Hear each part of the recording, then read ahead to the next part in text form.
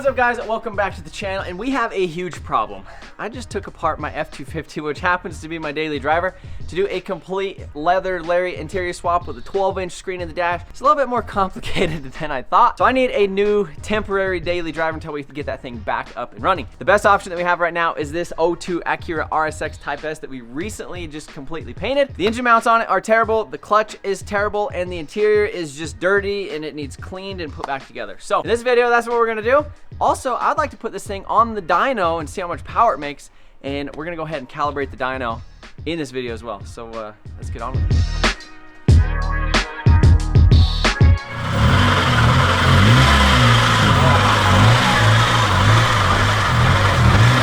Yeah, that's not good. It jumps so much. Well, let's go for a drive. And we'll see how good it feels.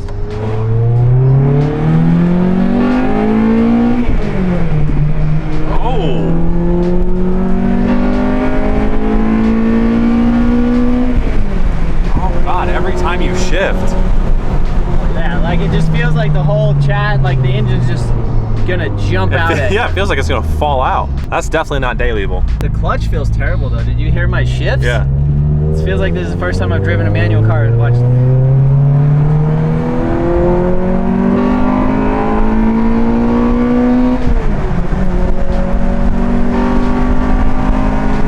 Listen to that tech, buddy. Shift's good though. Yeah. It feels alright, buddy. We need to take this thing on the road cars.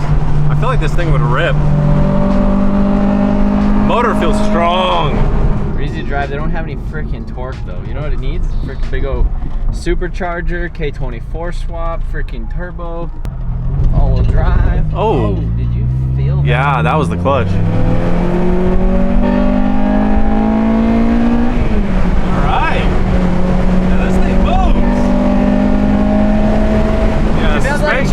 Like a control arm just like wiggling over there in the wind. Yeah. So we're gonna have this thing on the lift. Try to dial in some stuff, make sure it's not too sketchy, see if we need to go get any like bushings or control arms or tie rod ends or whatever, but we're putting the engine mounts in this thing for sure.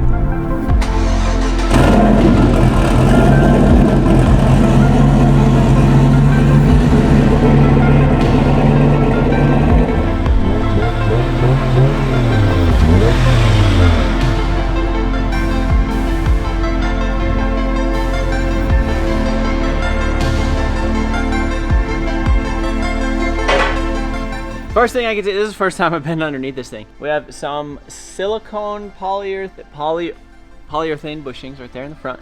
We have lowering springs in the front, but not on the rear. We have an oil leak right here coming from the oil pan. Factory exhaust, stock, catalytic converter. I'm gonna be able to sell that and get a little bit of coin. There's like not really any room for a drive shaft in here, which is kind of weird. We might have to figure that out later. Nothing is jumping out at me is like terrible other than just the engine mount, which the engine mount right there that we could replace. Oh yeah, that one's completely frazzled. Right here in my hand, we have all of these engine mounts. I just got on the internet and I found the cheapest engine mounts that I could find. And guess what showed up?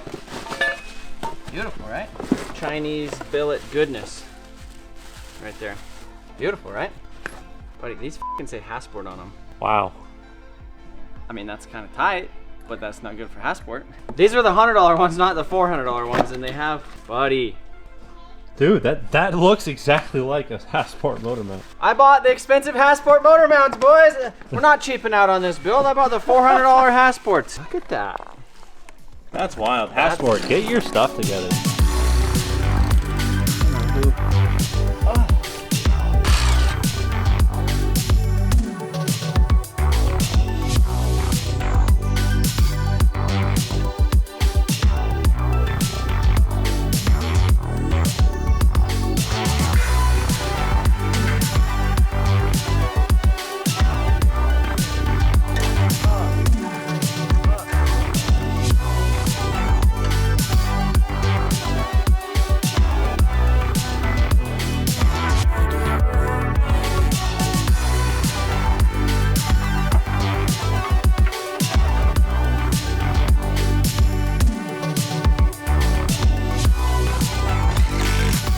Now we know why it makes so much power. What? Oh. it's got this performance chip rev amp that goes for the IAT. Anyhow, now we are moving on to this upper engine mount.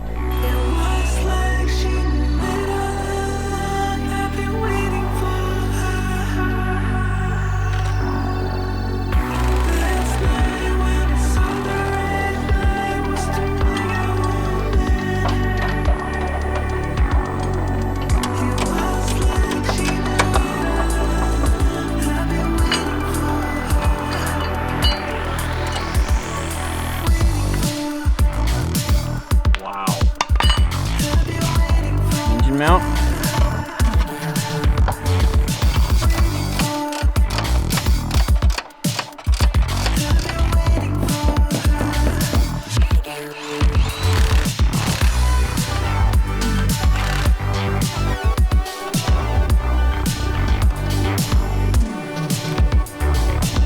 Driver's side engine mount is in. The last one we have is this little guy right there. These ones are oil filled and they just literally, it's broken.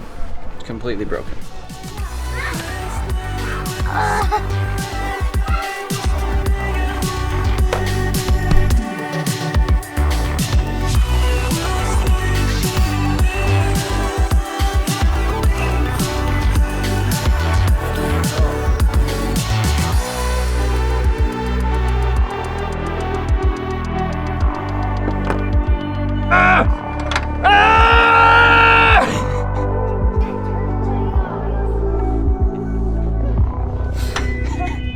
It's actually pretty tight, so that wasn't that far of a fetch. Engine mounts are in. Now the next thing I want to do is bleed the clutch. Supposedly, previous owner recently replaced the clutch. There's some nuts and bolts loose down there, which means that they might have replaced it. So what we're gonna do is bleed the clutch because it looks a little low. Get it bled. Hopefully that makes it feel a little bit better, because I think I would like to put a turbo on this thing before we even touch anything else. Like before we even pull it out, front wheel drive, turbo it, see how long of a front wheel drive burnout we can do down the street before we actually do the all wheel drive stuff. I'd rather not replace the clutch first.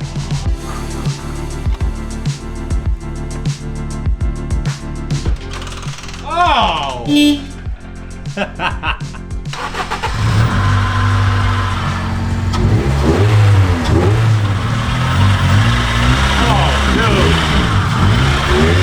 No play whatsoever. Good. Solid. I'm ready.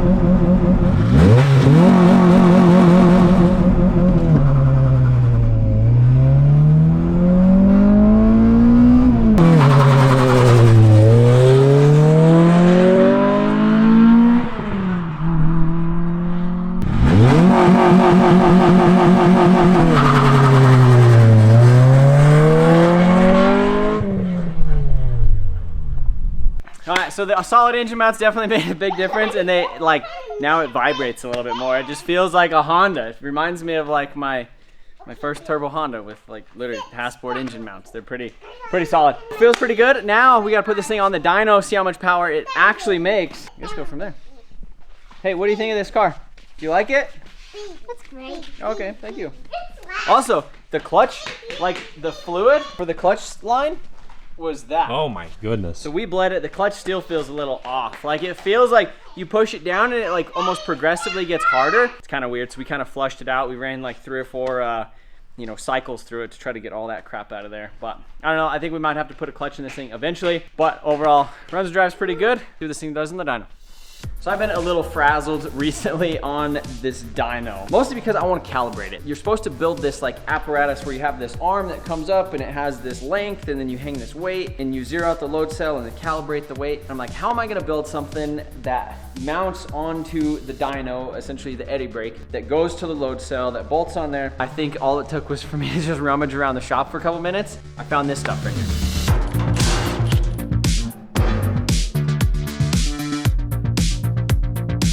This is the material that we found right here. So this is a piece of like C-channel that's just kind of hanging out. Because essentially what we need to do is we need to get this to mount onto here. Then bolts, those big giant bolts right there, we need to share those with this. And then what we need is an arm that we can measure and then hang a known weight off of the end. Just like you're measuring like stuff for cooking brownies or something in your kitchen, you're like, okay, we need like freaking, I don't know, like 300 grams or something or whatever, maybe drugs. What you gotta do is you zero out the scale because of your container. This right here is effectively our container. Put this on here, zero it out, and then hang a known weight off of the end. Let's say 50 pounds, 100 pounds, maybe we'll have Charles sit on the end of it. 185 pounds, yeah. 185 pounds. Then we basically just look at that calculation of the computer and say, okay, well, this is what it is. So that's kind of it. That's one thing that obviously, like the dyno, it worked previously. The biggest thing was just getting it exactly calibrated for what it is.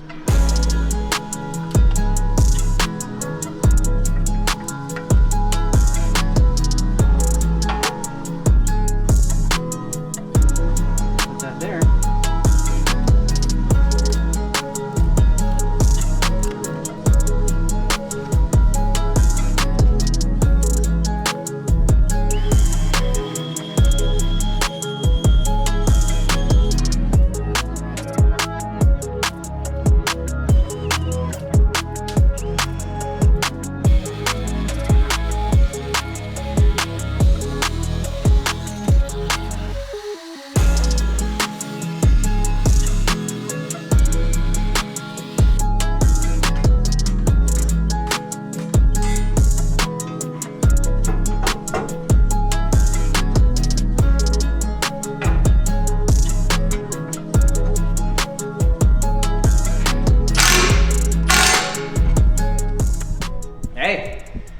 So we've had this HTP microcut 45 dual voltage for a while. It's been a long time since I've cut with a plasma cutter. Probably over 10 years since I was in like high school and they like kind of taught us a little bit. But anyhow, this is my first time pulling the trigger on this thing.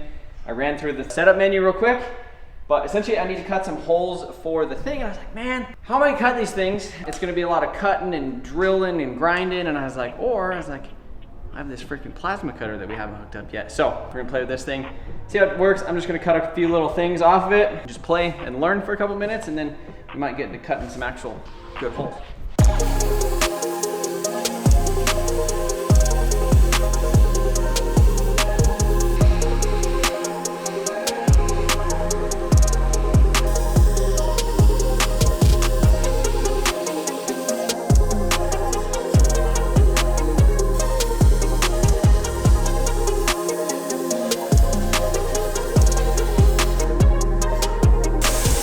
You're like a kid in a candy store. So much time we sit here and cut and grind and just do a bunch of stuff. Like if Garrett was here right now, you know what he'd be doing? I don't know what he'd be doing. He's probably using this thing for something. I don't know, I'm just enjoying cutting holes.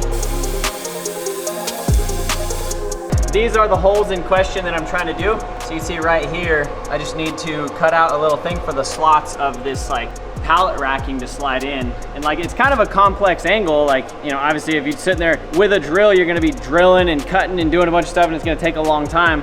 Whereas you could see that thing, you just like go and just like let her freaking rip. So I'm excited about it.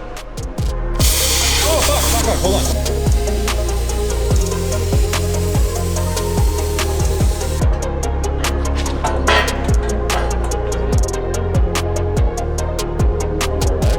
All right, so there's my holes. Look at that, it just slides right in there, but we made one little miscalculation. This stuff right here is a little bit, probably 3/8 of an inch thick. So it's not actually locking into place, which I don't really think is too big of a deal. What I'm gonna go ahead and do is just use a pair of like vice grip pliers to keep it right there. The plasma cutter, like that's my first time and I just kind of hopped right into doing it. It's so smooth. Like, it's literally like you have a freaking air-powered lightning bolt and you're just like cutting stuff. And I'm pretty sure I've used one before. Honestly, I don't even know if I've done a plasma cutter. Like I did like a little bevel right here, you know? So you can do a lot of stuff. And honestly, we have the other torch to connect it to like a CNC plasma cutter. So we could get a CNC plasma cutter, like a table, and then we could sit here and like design stuff like how Garrett designed that thing on the hood. Cut stuff, we could make brackets and we could bend things and like we could do all kinds of cool stuff like that. And now we have the tool. So I'm excited to start using this thing a little bit more. And again, huge shout out to HTP with usaweld.com. We've been using their TIG welder and their MIG welder for like the past 2 or 3 years, and they're freaking amazing. So super stoked to be working with them and continuing to work with them. So if you guys are interested in a welder, plasma cutter, check them out, and we're gonna get back to figuring this thing out. So we got this thing kind of hooked up. I went ahead and put a 2x4 in here because that's like the right, you know, it's technically not 2 inches, it's like 1.5 inches. Why do they call it 2x4 a 2x4 when it's only like 3.5 by 1.5 inches? Oh! So I'm gonna go ahead and pull this guy off. I do have the 8-foot arm, and so I was just messaging Perrick, even though it's like 1 in the morning over there. He went ahead and messaged me back, and he's like, well, if you could get like to 1,000 foot-pounds, that would be the best. So I told him, I was like, well, I have an 8-foot arm, look at that. And he's like, oh yeah, do that. This is the finalized version of our calibration arm. So as you can see, we have a piece of C-channel going to support the center of this. We have this thing kind of up and clamped in place. We have a strap going to the end, and we have a race fuel jug with about 48 pounds of water in it, and we also have an additional one right here. This one's 50 actually. It's so really cool. How did you do that? I don't know. They're filled up exactly the same. You did something wrong. That's me. It's my fault. I guess. It's my fault, man. So what we're gonna do is, this is essentially exactly 9 feet. So we're just kind of hung that to test everything. Now we're gonna go ahead and hang this on here, but essentially he is in Poland right now. He is adjusting some stuff. 9 foot, 48 pounds, calibration torque, 432 foot-pounds. He's probably texting me right now telling me to do something, so I should probably look at my messages. 6, 7, 97 pounds.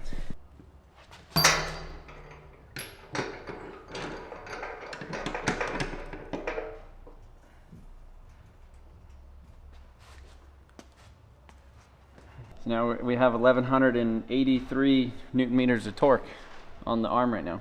Wow. You can see that voltage, or that thing right there. So anyhow, it is the next day. I went ahead and took my weights to the local post office where they actually have a calibrated scale. We threw each individual, 45-pound plate on there to get the weight. So 42 pounds, 4.5 ounces. And then right here on this guy, 40 pounds and 15.5 ounces. So I guess that's just what you do when you pay for weight by the pound is, if they could sneak a couple pounds off of there, make you feel extra strong and put a little coin in their pocket, I guess that's exactly what they did. So now we're gonna go ahead and actually calibrate this now with this pretty much exact weight versus, we kind of didn't trust that scale yesterday a whole lot. I think we were pretty close. So I'm gonna go ahead and get those things hung up on there, get it fully calibrated like that, and then I think we're gonna make another pull in the RSX and see what that thing actually makes now that she's fully calibrated. All right, so everything has been calibrated.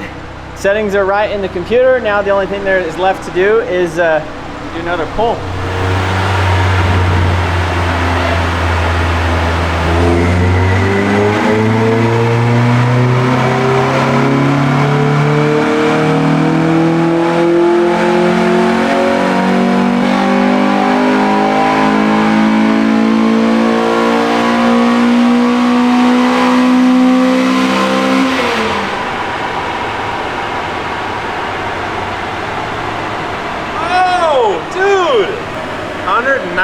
Horsepower.